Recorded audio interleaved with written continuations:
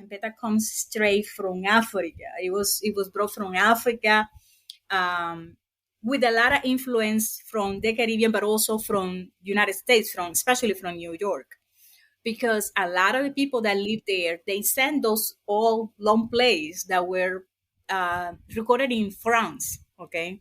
And they have a strong influence of Suku. I think it's another rhythm called Mabanga or something like that, okay? But once it got into Cartagena in particular, because the champeta started in Cartagena, the criolla, champeta criolla or Colombian champeta started in Cartagena. And it started in the lower socioeconomical classes, in Afro classes, in Afro neighborhoods. And it was, as I mentioned, it was kind of this dark, low class, but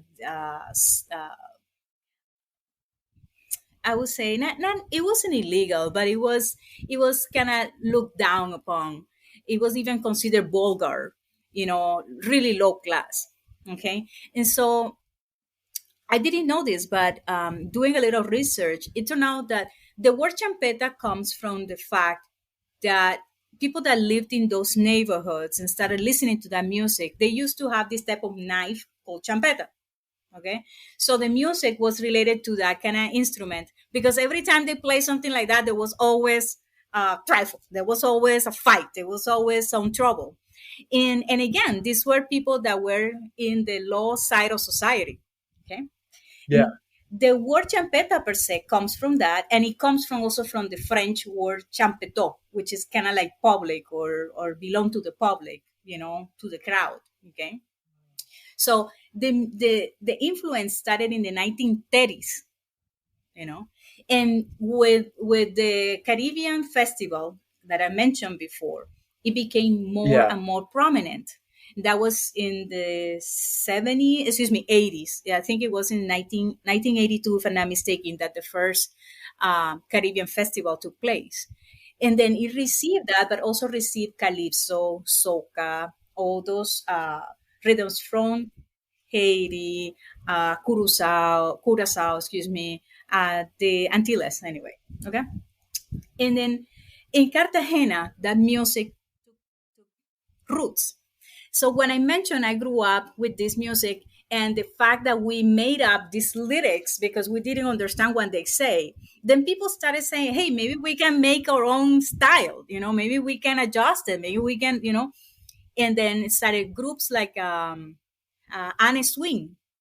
Anne Swing was one of the first guys. He's from Palenque, he has his group. I forgot the name, but I remember he didn't play in my high school. And it was a boom. It was awesome. Okay.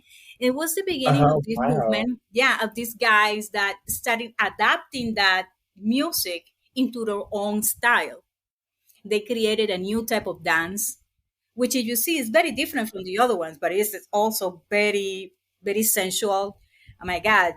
You see one of those videos and you think that these people are doing other kind of activities. You know what I mean?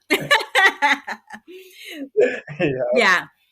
So again, initially, because champeta per se had such a bad connotation, they changed the name to Therapia.